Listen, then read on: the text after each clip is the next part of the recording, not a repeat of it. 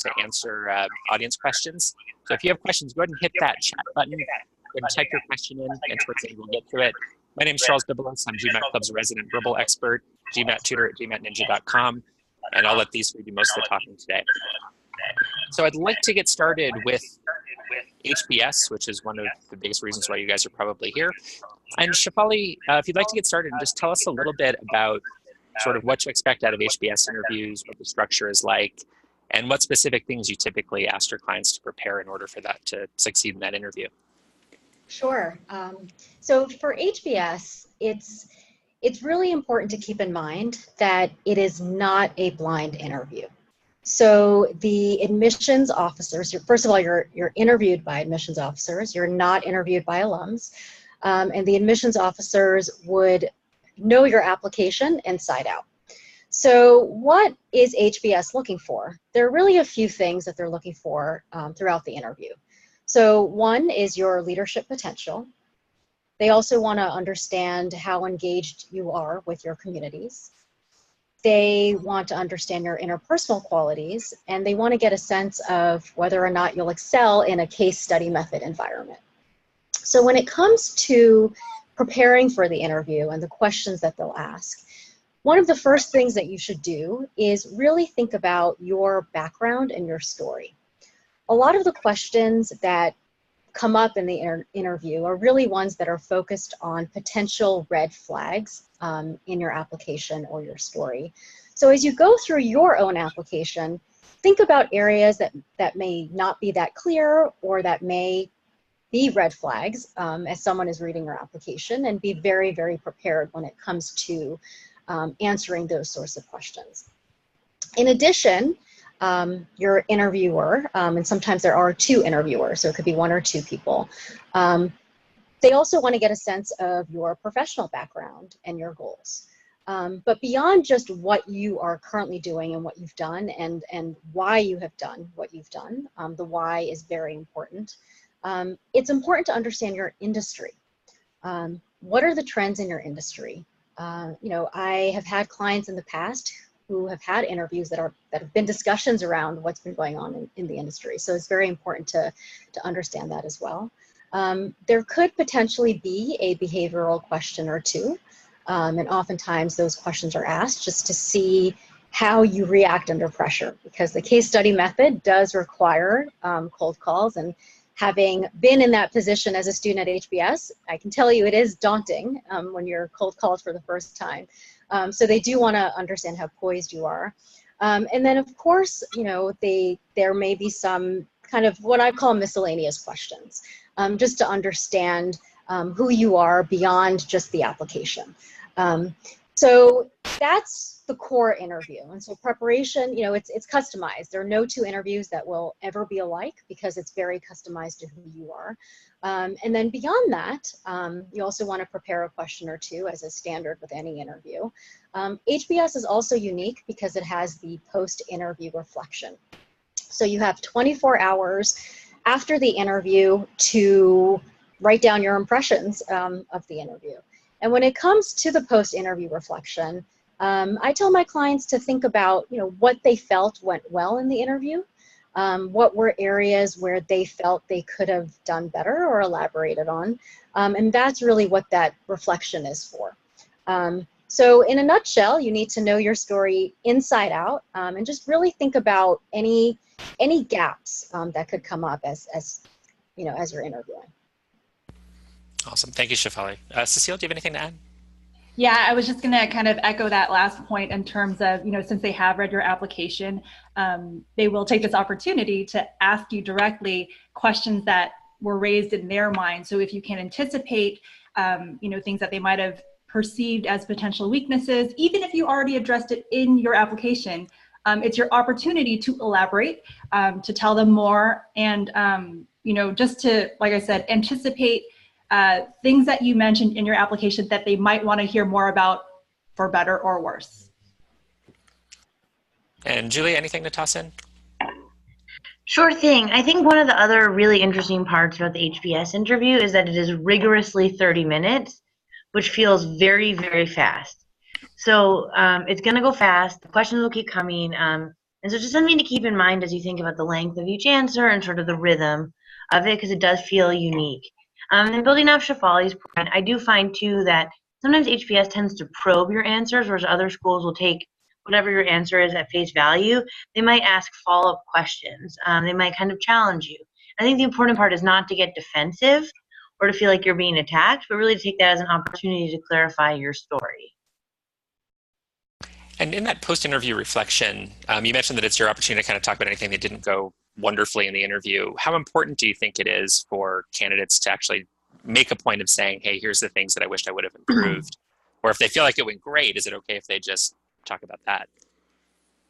Yeah, so what I say about that is, they should mention what went well. And when it comes to aspects of the interview that didn't go well, it is important. And I think the reason for that is it shows self-awareness. So even if something did not, let's just say the interview did go well, and they truly don't feel like there is anything that could have been different, maybe use that opportunity to bring in something new that didn't come up at all, or to clarify something. But I do think that self-awareness is important because schools ultimately, HBS and I would say any other top school, they're really looking for people who can be self-aware and demonstrate awareness and growth. Awesome. I wasn't sure if this point came through kind of loud and clear, but I think, you guys jump in if you have a different opinion, but HBS is notorious maybe for having, for people not being sure how well the interview went, right? Like for having interviewers, the admissions members being a little hard to read or maybe stone-faced. So to Shaifali's point, it's like, you have to be somewhat confident, but not arrogant. You don't want to come off the wrong way, but you have to feel good about it and do your best to put your best foot forward and feel good about it afterwards. But yeah, the post interview reflection is a good opportunity to bring up things that you maybe didn't get to talk about as much as you would have liked. They just didn't ask you that, or you just didn't get to kind of explore that topic with them. But sometimes I think that we've had applicants come back and say, I think it went really bad, and you're like, no, I'm sure it was fine, and then you hear good things later. So don't be too, I don't know, maybe discouraged if you aren't sure how it went, maybe. So basically, you still sound confident in that post-interview reflection, even if you felt like it was a disaster. Well, I don't know if Shaifali or Julia have had different experiences, but I know that clients come back and say, oh no, I think I bombed it, and it was a good interview. They did what they were supposed to do. They told their story, and I think the admissions officers are trained to a certain extent. I think they're changing a little bit. I think they're becoming a little more, engaging, or maybe trying to build a rapport more. But you might run into the situation, whether it's at Harvard or another school, where you couldn't tell, or you couldn't tell how the person interviewing you was reacting to what you were saying. I think that's not uncommon. Perfect. And we'll keep you on the spot, Cecile, for the next school. Let's talk about Stanford next. And as much as anything, tell us what makes Stanford different from Harvard and different from the other schools. Tell us a little bit about what their process is. Right. So as Shaifali said, at Harvard, it is not blind, but at Stanford it is. You will typically interview with an alumni interviewer. The admission staff does do some interviews, but most interviews will be conducted with a member of the alumni group. They have been trained, and most of them have done interviews before. So, but as Shaifali was saying, typically no two interviews will be the same. In terms of another point of difference, the focus, Stanford's pretty upfront about it, is their interviews focus on your past actions. But of course, it's not the what that's really the most important. Similar to Harvard, it's kind of more about the why. What was your thought process? How did you go about doing something, for example, whether it was leading people or managing a situation. The how and the why are important. I think that two other things that I would say, one that's kind of, I think, somewhat specific to Stanford, but more generally, I think interviews, they're looking for fit, right? So understanding what Stanford culture and a Stanford student kind of maybe prototypically is, if there is such a thing. But the type of culture that the school, the program is trying to cultivate, I think, everyone's going to have a different take on it. So it's really important to know what your understanding is and to be genuine, to be yourself. But I think generally speaking, Harvard or Stanford likes to think of themselves as intellectually curious, humble, and creative and innovative, right? So I think, that innovativeness, that change maker kind of mentality, and really focused on impacting, maximizing your impact, is something that they're looking for. Like they're hoping, like they're excited or happy if they see that come through in your interview. So maybe if you can just try to remember to come up with stories, which you probably already have in developing your application, but try to remember to expand on those, because that's really one of the things about the interview is that, they have your resume. Well, so yeah, in this case, since it's a blind interview, they only have your resume, right? So it's up to you to tell your story. And so knowing your application is step one, but if you have other stories that you can incorporate into your interview, that's even better, because, in your interview report, the alumni interviewer will mention things that you said, and it's an opportunity for you to, basically add things to your application that you might not have had room for example. So if you didn't get to tell a story in your application and you do get to tell it in your interview, that's going to be added to your file. And so the last thing I was going to say, which is not really Stanford specific, but really important in these interviews in general, is standing out, or doing your best to differentiate yourself. It is sad but true, but an alumni interview will interview several, generally at least three, maybe five people, and you never know if they're going to interview people just like you, and you don't want to just blend in, right? You don't want to be just, geez, I can't remember which one that person was. I mean, they write up your report quickly, like soon after they interview you, so it's not like they're going to forget the details of your conversation.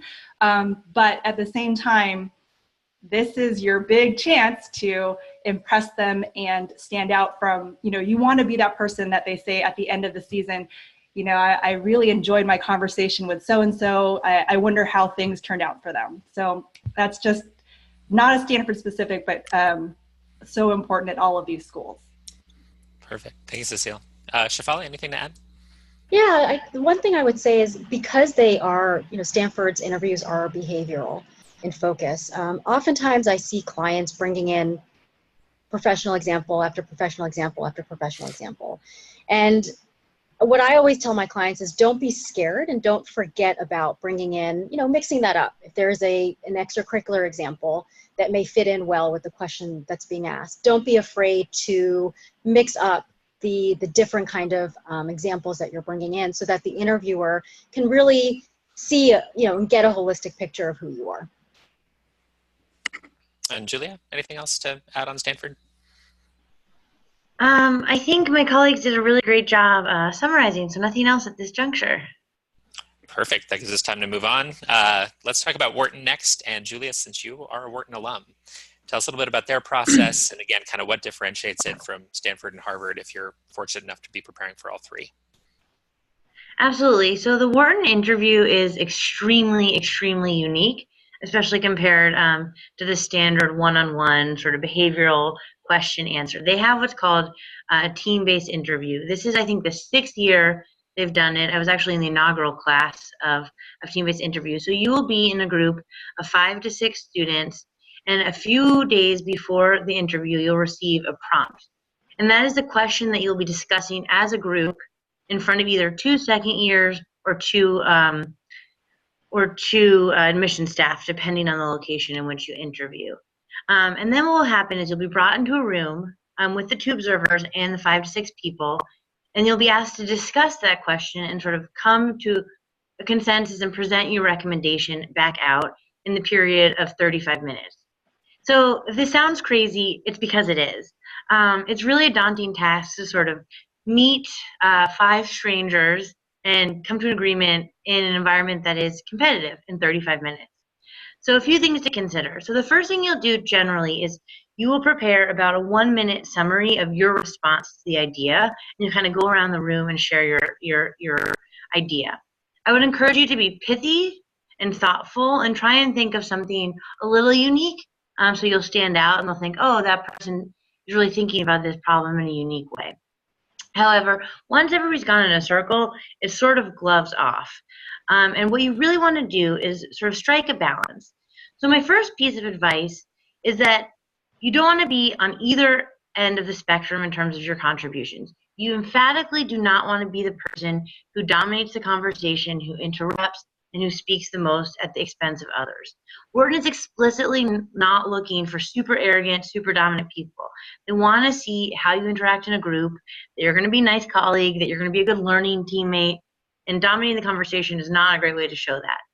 On the flip side, you also really probably don't want to be the most quiet person in the room.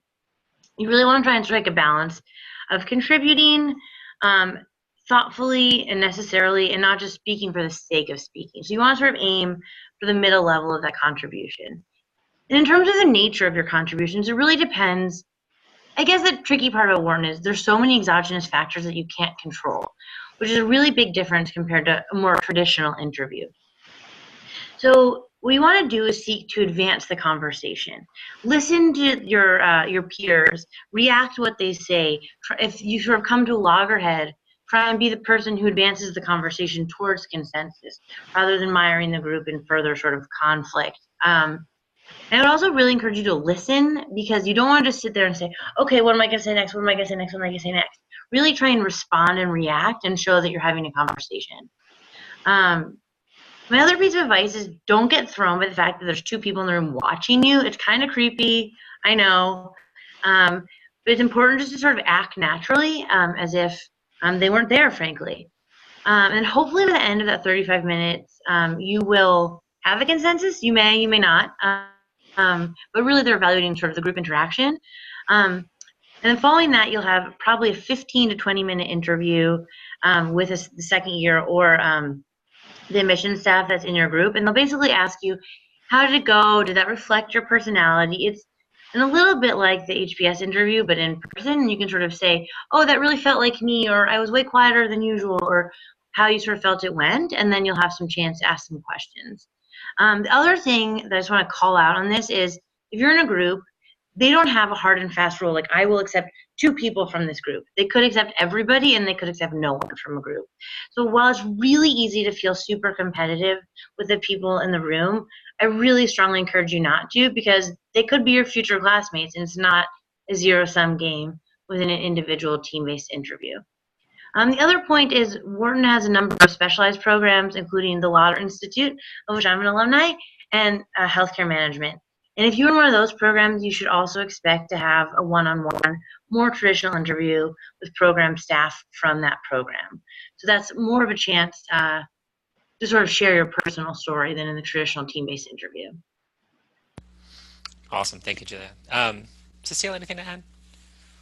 Yeah, I was going to say that I think one of the things that can help people who are interviewing get in the right mindset is to feel like this is going to be what it's like when you're in business school. So if you can kind of approach it that way, like this is your team and you all want to be successful. You want to be successful as a team. That is something that they're, again, hoping to see. The outcome is that the team worked well together, came to a good outcome, had good dynamics, perhaps challenged each other in a positive way. They are looking for how you will behave once you're a member of the class, once you're a student on campus. So maybe if you keep that in the back of your mind, that'll help you kind of approach it.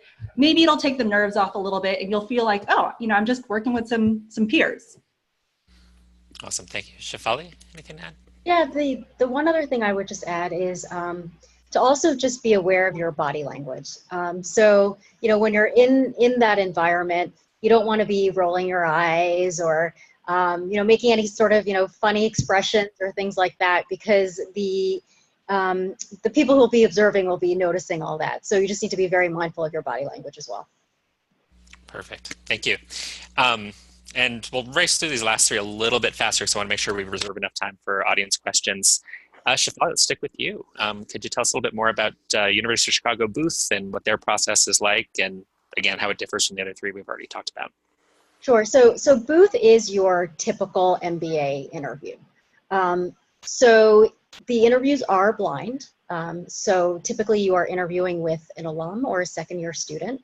And it's kind of what you'll typically expect. You'll get questions like, why an MBA? Walk me through your resume. What are your goals? Why Booth? How do you see yourself contributing? So it's your standard MBA interview. It doesn't tend to be, there usually are not any curveballs during the interview. The person really just wants to get to know you, understand who you are. There may be a few behavioral questions thrown in as part of that process. And then, of course, opportunities for you to ask questions. Now, the one unique aspect I would say about Booth is that they do ask any candidates who are interviewed to answer a couple of essay questions. And so when you think about, it's 250-word questions. You have a choice. There's Group A, Group B, 3 sort of questions that you can, one from a set of 3 that you can choose. And when you think about answering those questions, again, you just want to be thoughtful, right? Because this is an opportunity to provide the admissions committee with the broader perspective of who you are. So you don't want to repeat examples that may already be in the application. You want to think about new examples and new facets of who you are as you answer those questions. Awesome, thank you. Cecile, anything to add to that? Awesome. Julia, feel free to jump in. I don't think so. It was a great description. Awesome. Now we're flying. I love it. Let's actually stay in the city of Chicago. So Julia, tell us a little bit about Kellogg. And we actually weren't planning to include Kellogg in today's session just because we can only fit so many schools into an hour. But we started having a bunch of specific questions about Kellogg, specifically around the question of kind of how these open interviews work and interview invites and interview waivers, depending on the part of the world you're in. That was one set of questions. And we're also getting questions about Kellogg's interviews being legendarily lengthy and detailed is the question I received. So if you could talk a little bit about some of that stuff, that'd be great. Sure. And I think one of the cool things before we sort of talk about the details about Kellogg is that basically if you want an interview, you can have one. And most people, almost everybody has one, right? And so I think if you might be on the margin of, in terms of sort of the quant part of your application, it's a really great chance to sort of make the adcom fall in love with you. Because you do get sort of an extra touch point there that you might not get at Harvard, Wharton, or Stanford. And so the length is crazy. When I went to Kellogg, mine was an hour and a half. And it's going to feel really conversational. It's sort of the opposite of Harvard, which is bing, bang, boom, 30 minutes, go, go, go. They can really, they can sort of stretch on and dig deep and will feel, in my mind, somewhat conversational. And Kellogg is a school that's really driven. It's very student-led. It's very collaborative. It's very sort of collegiate in the American sense of the word. So it's really important to sort of show fit, that you're going to be a friendly classmate, that you're going to be collaborative, that you're going to show sort of collaborative leadership and be engaged in the community. And that's a really great opportunity to do so. I also think that because it's so long, it gives you a lot of chance to ask questions about the school and to demonstrate your genuine interest in the school via your questions back to them and via your answers. And to really show at that very early stage in the interview, in the admissions process, that you are dead set on Kellogg and super jazzed about their program, because it is a little bit more of an inclusive interview. So you can really, if it is your first choice, like, love up on them. Just tell them how much you love them. I think it's kind of a cool opportunity. But yeah, I would say just be yourself, be relaxed, sort of maintain a lot of the advice that my colleagues have shared on general interviews. It will sort of feel more straight down the middle in terms of sort of the nature of the questions you get. And if you get that interview waived, so we're hearing that in some parts of the world, so you can sign up for an interview, you don't have to be invited to it. We're hearing that in some parts of the world, your interview will be waived, and they will basically, it sounds like they're kind of not inviting you for that open interview.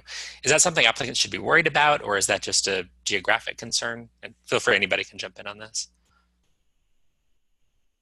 Yeah, I don't know, Shaifali or Cecile, if you guys have a POV. I haven't seen it recently. So I have limited experience with this question, with this experience, or with this situation. So, I mean, I think we all are, it is our general knowledge that it's very atypical to be admitted without an interview. So having your interview waived is generally not, it doesn't sound like you're progressing through the process, because generally interview comes before admit. So you're kind of, I guess, when it's waived, that doesn't mean that it's waived forever. They might still call you in, like it could be an availability issue, like they don't have a person, alum in your area, or all the slots are full, whatever it is. But I guess, yeah, in the times that the question has come up to me before, it does not usually bode well, I guess. It's not really, it's not usually a positive indicator. But it's not the end for sure. It's not a deny yet. So it sounds like it's very possible that when that happens, that it's more just sort of a logistical issue in making that interview happen, and it's not necessarily a death sentence for that candidate. Well, I would say it depends. Like if you are in Boston or New York or London or a place where there feasibly are a lot of Kellogg interviews and you don't get one, I would pause and be a little more concerned than if you're like in Burkina Faso or a place that you feasibly wouldn't have an alum. So I think that is a really big consideration depending on sort of where you are. And if you're in a major city, then I would probably be a little bit more concerned. Yeah, so actually thank you for saying that, because it reminds me that in terms of, kind of one tip or one insider piece of advice is that because things fill up, if you're requesting, either to interview on campus or in your area, in your local area, it seems like it would be to your benefit to apply a little bit earlier if possible, right? So, I don't know if this has been your experience too, but if you wait until the last minute, the chances are that you won't get your choice, or the choice that you've expressed is not available. And then what do you do, right? Like they usually answer like what we're saying, like, sorry, all our slots are full. It's like, well, geez, that, you might have been able to avoid that if you were able to submit your application a week or two earlier. Have you guys had that experience as well? Shaifali? I haven't had any. Oh, ahead. Sorry, Shaifali. Oh, I was gonna say, I don't know if if any, it may have happened, but I don't know if anyone has actually ever expressed any concern over that timeline. But it's definitely something that I'm going to keep an eye out for going forward. For sure, yeah. And anything else in general to add about Kellogg from anybody? Shaifali, Cecile? Awesome. Well, let's move on to our final school, MIT. And this one's for Cecile. And we've actually had a few specific questions already about MIT as well. One is around kind of these behavioral questions that apparently are legendary for MIT. And then also some questions about the additional short essay question for before the interview. Okay. Well, so some of the basics. You typically interview with an admissions officer, and it is not blind. So do be prepared to be asked additional questions about what you submitted in your application materials. Aside from that, yes, it is notorious for asking behavioral questions. So, which may be more challenging for some than other types of questions, but you can, prepare in advance. I think that the typical or the basic piece of advice for answering behavioral questions is there's probably at least two things. One is give it some structure. So situation, action, and result. So that'll kind of help you stay organized or think about the details that you want to provide and, how you want to tell specific stories. And that's the second piece, is prepare several specific stories that while you probably can't anticipate every question that they're going to throw at you, if you have several really solid examples, solid stories to tell that you prepared ahead of time, you'll generally be able to, use those stories to answer whatever question they ask, whether it's about, managing expectations or, tell me about a time that you demonstrated leadership. One thing that I guess I would maybe add in addition to the situation, action, result, as you formulate your stories and your answers, think about what drove that behavior, what motivated you, what did you do, why did you do that, how did you feel, like I said about one of the other schools, the thought process behind the decisions or the actions that you took. So that's, kind of the high level part of it. Related to the essay and there was something else that you said?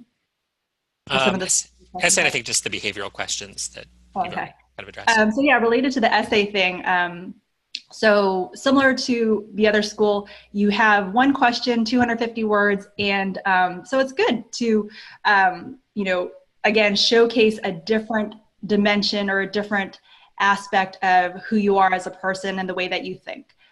So, just it kind of, I would say it's kind of separate, right? Like it's not like it's going to bleed over into your interview per se, but it is something to keep in mind that that is another piece of the picture that they are developing about you. And that's really kind of, one of the overarching things about these interviews is that you're filling in the details of the story or the picture that they are developing about you, right? Like they've read your materials, but now they want to hear more. They want to learn more about you. So whether that's going deeper on things that you've already told them about you or exposing them to new facets of who you are, just keep that in mind. Awesome. Shaifali, anything else? Anything that you see as particularly unique about MIT's interview process? So I think everything was captured. The one interesting aspect of MIT to keep in mind is that unlike some of the other business schools, they really are not as concerned about your post-MBA goals. So they really do want to understand who you are as a person and how you have acted in prior situations. Awesome. Julia, anything else? I don't think specific to MIT, but I think one thing that Cecile said that really sparked is what do you do if you get asked a question you're really not anticipating, like a behavioral question? And so my recommendation would be take a deep breath, say, well, that's a good question, and kind of keep it light, and sort of don't look like you're freaking out. And then really sort of take your time and use that like 3 to 5 second period where you're kind of saying good question and laughing and plan out your answer. The worst thing you can do is start talking without knowing where you're going to go. So sort of take a brief pause and sort of set your destination and plan and then go there. If you start talking to that destination, you're going to go in a rabbit hole and it's all going to fall apart. And that was perfect. You actually just anticipated one of the questions an audience member just asked us, which is what do you do when you don't know the answer? So thank you. Anything else on that, Shaifali, Cecile, anything you want to throw in about what to do if you get thrown a curveball, especially in some of these more behavioral based interviews? Anything else in particular? I mean, I would just echo what was already said, but it's okay to take a few seconds to think about the answer. It's not necessary to always feel like you have to be filling in any sort of holes or kind of this continuous conversation. It's okay to be a little bit thoughtful if you need a few seconds to think about it. I will say that there is always the possibility that you will receive a question that you are not ready for or that you weren't expecting. But I don't know if you guys have found this to be the case as well, but the more you practice, the more you talk, the more you expose yourselves to the opportunity to have these conversations, because that's what it really is at the end of the day. It's a person-to-person conversation. The less surprised you'll be, right? Like the more chances you will have to run into. You won't find yourself saying, I haven't thought about that, because you probably have, right? So whether you're, just chit-chatting with fellow MBA applicants or just people at work or, peers, family members, whatever, the more you practice talking about things, whether they're, kind of specifically MBA behavioral questions or otherwise, that's what they're looking for, right? That you've thought about a lot of stuff. And no, you might not have thought about everything, but the more you think about, the less chance there will be that you wouldn't have thought about that topic at all. Actually brings me to something, just to kind of summarize what I think I've heard the three of you say about the 6 different schools. So the interviews are blind at Stanford, Booth, and Kellogg, correct? So the person interviewing you just has a resume, but not the rest of your application, correct? And then the Boston schools, so HBS and MIT, they have a copy of your entire application and they can ask you anything. And then Wharton obviously is just kind of an outlier where it's this group session that doesn't really fit into either of those categories. So with that in mind, one of the questions that we were getting from some of the audience members is, especially for those HBS and MIT interviews, but really for anything, Should those stories that you're telling, or those stories that you prepare for the interview, should those be things that you didn't mention in your essays, or is it okay to repeat stories and talk about the same thing in the interview that you might have discussed somewhere in an essay? I would say it's important to introduce new stories. They can be related. Like if you've only had one job since undergrad, that's obviously going to be sort of the source of most of your stories. But I would introduce new specific episodes in the measure possible. And I would say that holds true even for blind interviews, because if they are going to write a report and somebody's going to compare your report and your essays and they see the same story twice, they might say, is this a one-trick pony? And they really might want to see different facets of your personality. So in the measure possible, I would bring in new information. And also as you're getting questions, try and balance the types of answers that you're offering. So if every single answer you have is sort of highlighting the same strength or the sort of same part of your job, you might want to consider sort of making sure you're hitting different jobs if you've had different jobs, different aspects of your jobs, or even, like somebody mentioned earlier, extracurriculars and other parts of your life that might not happen between the hours of 9 to 5. Perfect. Shaifali, Yeah, and yep. And so what I would say is, it's definitely want to bring in any new angles, any new information. The one thing I would say is, if you find yourself really struggling to bring in an example and you really can only think of the same one, I think it's fine to go with the same one, but just try to bring in a new perspective or a new angle so that you don't get tripped up as you're going through the interview. Yeah, I was going to say it's kind of interesting because, sometimes what we actually run into with our clients is they'll be on the fence about something. Like they'll say, oh, I could go this way or that way. And it's weird because, you already submitted your application. So you kind of want to be consistent. So hopefully you kind of picked your path or your story before, and you're going to stick with it, because I think while you do want to introduce things that you might not have been able to talk about in your application, you don't want to raise questions about like, oh, well, they said this in their application and now they're saying that. So I do agree for sure that, talking about new stories and new examples is a good idea. But one of the things that's kind of a weird corollary to it is try not to contradict or try not to create confusion about, like, if you said that your goal was to do this and then you say, not that you would say you have a totally different goal in your interview, but, maybe you somehow get to talking about something that raises that question of like, oh, so, what does this person see themselves doing, whatever, 10 years from now or something? It sounds like what you're saying is you want to keep your fundamental message of your candidacy the same, but you want to shake up some of those details to keep it fresh, so show more facets of your personality in your life and show more depth. Anything else to add on that, Julia, Shaifali? All right. Well, related a little bit, we're getting questions about whether your approach should be different if you're interviewing with second-year students versus alums versus admissions committees. And obviously these 6 schools, you're more likely to get admissions committee members with some interviews than with others.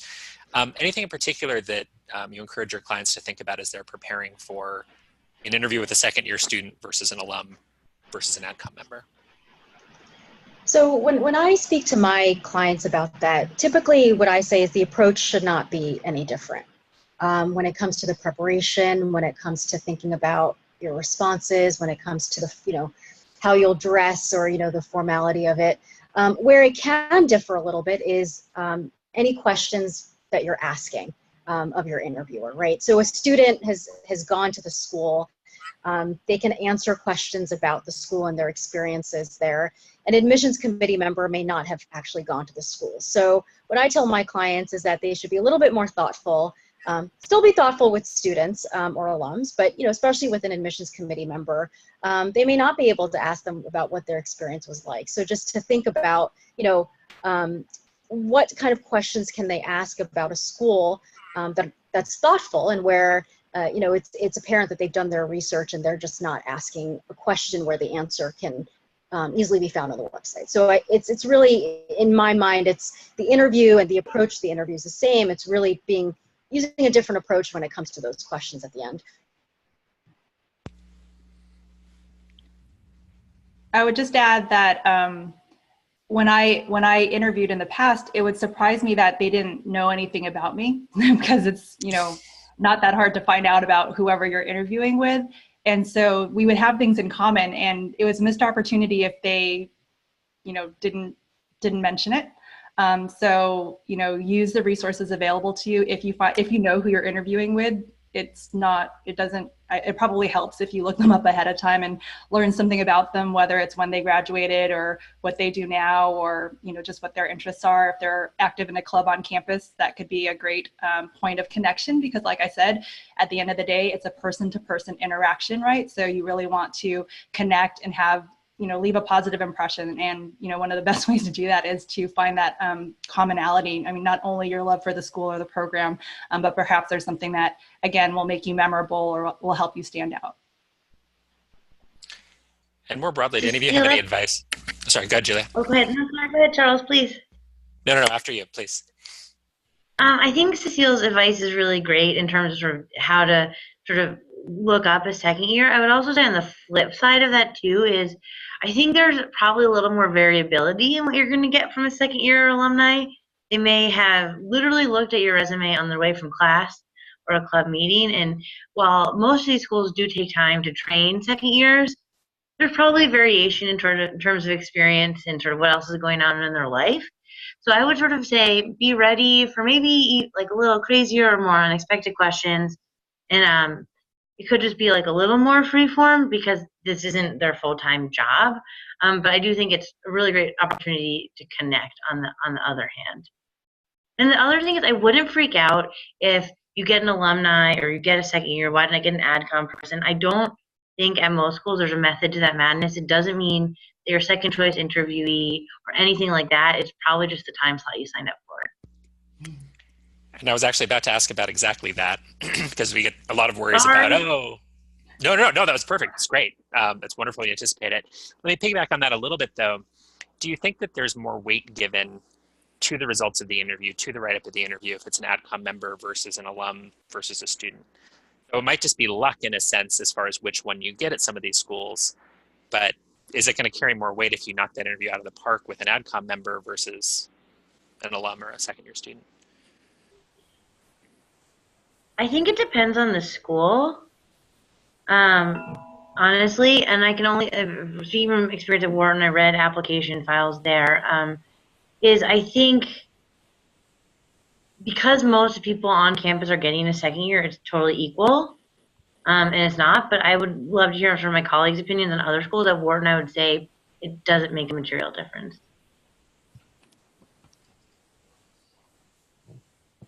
Yeah, I mean, ultimately at the end of the day, it's one piece of the entire application. And so, I think most admissions committees would be looking at each piece, whether it's an admissions committee member or an alum, as sort of an additional data point.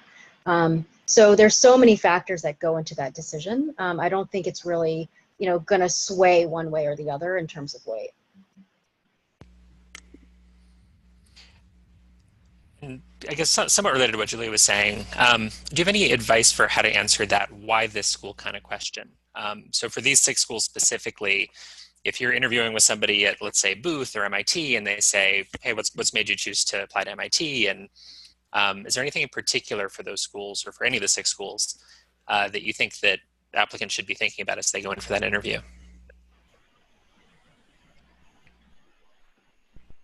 Yeah, I mean, I think the most important thing when it comes to the why a certain school is to really know that school well. The specifics are really what's going to differentiate you from every other candidate. I think there's a tendency, or, the biggest mistake I see is candidates saying, oh, well, I want to go to the school because of, I want to gain leadership skills, or I want to, do something else. But that's where it becomes generic. And it's when you get more specific and start pinpointing the specific classes and the specific clubs and the resources that you want to take advantage of, and in particular, how each one connects to your goals and how it will help you attain your goals. That's when you'll really start to differentiate yourself between each school and between other candidates. So doing that research and really customizing your own approach to why that school is important to you is where you're going to differentiate yourself from other people. Julia, Cecile, anything to add?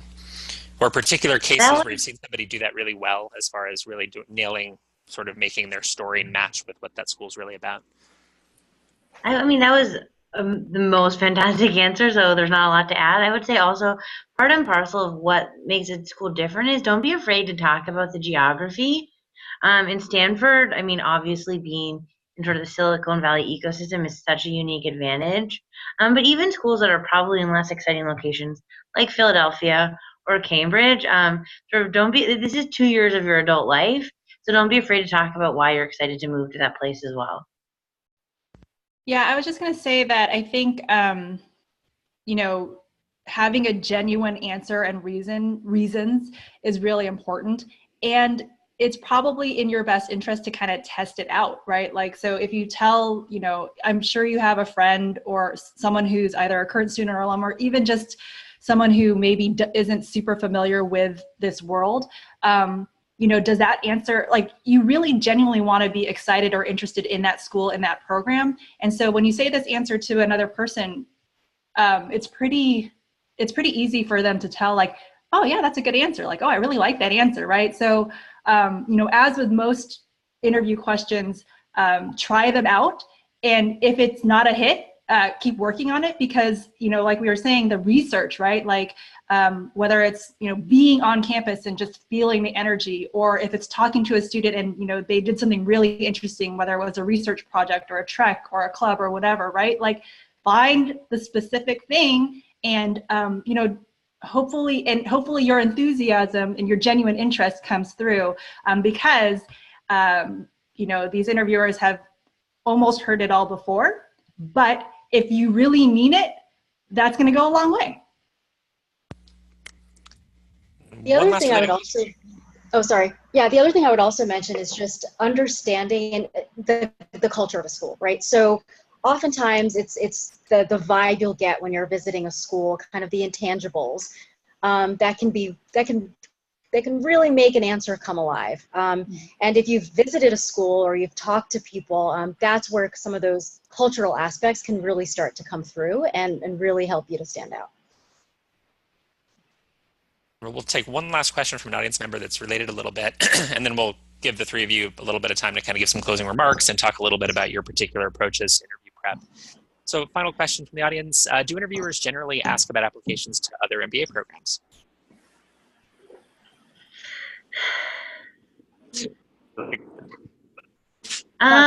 Yeah, I have a number of clients actually this year who have been to early interviews and they've been asked. Not every school will ask it. Some schools probably definitely won't ask it, but they will. And I think it's kind of a lame question, but it happens. I would just be honest, but a little bit euphemistic. So say, I'm applying to a number of schools, and then sort of maybe highlight some criteria. Like, I want to go to a school that will enable me to pursue a startup, and give me a really strong support background for that. Or name something specific that that school offers that's relatively unique. So like access to McKinsey probably isn't it, but like maybe is part of a really cool innovation ecosystem or something like that. The other thing is, this is like really specific. If you are interviewing at a school that is your safety or sort of the bottom in terms of ranking of the schools you're applying to, be really careful about how you address that. And you might want to sort of selectively omit the schools at the top of your list in terms of ranking, because you don't want to make a school feel like they're your safety school, and give them a reason to think, oh, this person isn't going to accept us, so why should we accept them? Wonderful. Anything to add, Cecile or Shaifali? Not a ton. Perfect. It's a tough question. Yeah. So let's go ahead and wrap up and give each of you a couple minutes just to talk about where to find you, first of all. So if somebody loves what they just saw in terms of your answers, where do they find you? Where do you work? How do we Google you? How is Ivy Groupe spelled, so you don't end up on a marketing website for a random company? Yeah. And then tell us anything, give us sort of one nugget about what you love about interview prep and kind of, something that makes your approach to these particular schools a little bit unique. And I'll give you about 2 minutes each. And start with Shaifali. Sure. So my company is Ivy Groupe, and there is an E at the end. We are a boutique MBA admissions consulting company, and so everyone works directly with me. So I don't outsource to other consultants. I would be working directly with you. You know, as mentioned, I got my MBA from Harvard Business School. I got my undergraduate degree from Princeton, and I have a very multifaceted background, which makes it really easy for me to connect with clients who have very diverse perspectives and backgrounds as well. So I've worked in finance, I've been an entrepreneur, I've had a stint in the nonprofit industry. So, you know, what I really love about the interview process is really just learning about people's stories. Ultimately, at the end of the day, you know, the application process is a marketing exercise where you're essentially telling the admissions committee about yourself and telling your story. And so I really love digging down deeply to understand my clients' stories. So that's me in a nutshell. You can find more about me on my website at www.ivygroupe.com. Awesome. Thank you, Shaifali. And Cecile, go for it. So I'm Cecile Matthews. I'm the Director of MBA Admissions Consulting at Veritas Prep. We actually have quite a large team. So we have over 80 consultants, and we consider that one of our strengths is that we have people who've worked at, you know, over 15, 20 schools. So when it comes to your interview prep, you will be able to do that with somebody who attended, generally speaking, graduated from the MBA program that you're interviewing with. We do have people like myself who have been on the admissions side. So you will also have the opportunity for some of the schools to interview with people who have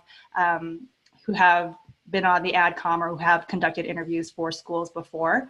So that's one of the things about Veritas Prep. Generally speaking, our interview prep works pretty specifically. You'll work one-on-one with a consultant and do mock interviews, run through the questions you'll typically be able to expect or prepare for, and get feedback on your answers. I think that's one of the biggest things is, as with preparing your application materials, you think the answer you have is good, but we know that it can be better, or we want to help you identify ways to improve, you know, your answers so you can really put your best foot forward. I will say that we also do, we have the option to do a mock Wharton team-based discussion. So we do put together groups of 4 or 5 or 6, depending on, you know, everybody's schedules. So we do have that opportunity to do a group preparation for the TBD. Thank you, Cecile. And Julia. Hi, I'm Julia Hazen. I'm a senior consultant with Admissionado, which is a small consulting firm based out of Chicago. And I think similar to everybody, we do offer a pretty robust interview prep program. We can be found at admissionado.com, which is the word admission plus ADO. And I think one thing that is pretty unique about us is we all do this actually in addition to day jobs. So we're really a passion-driven consulting firm. We do this because we love it and because we probably be doing this with our free time anyway. And I think that one of our hallmarks is we really try and keep it real. So I specialize mostly in non-traditional MBA candidates. I was a non-traditional MBA candidate coming from the public sector in the private sector. So my personal sort of client base tends to be people who might not have traditional business backgrounds, and helping them translate their stories into really compelling business school stories. But we have a pretty big team and really, really passionate team. So feel free to reach out if you're interested. Awesome. Thank you, Julia. And thank you, everybody. That wraps us up for today. So thank you, everybody who joined us live. For those of you who are not joining us live and you're watching us on YouTube later, there's a nice little subscribe button on that GMAT Club YouTube page. Go ahead and hit that subscribe button. New video content coming out every day. And we've got a whole bunch more. There's one more in the interview prep series coming up in the next couple of weeks. And we'll bring in a couple of other admissions experts for that. And a friendly reminder, if you are watching this on YouTube, we filmed this live. So for any little hiccups here and there, please forgive us. It's all live.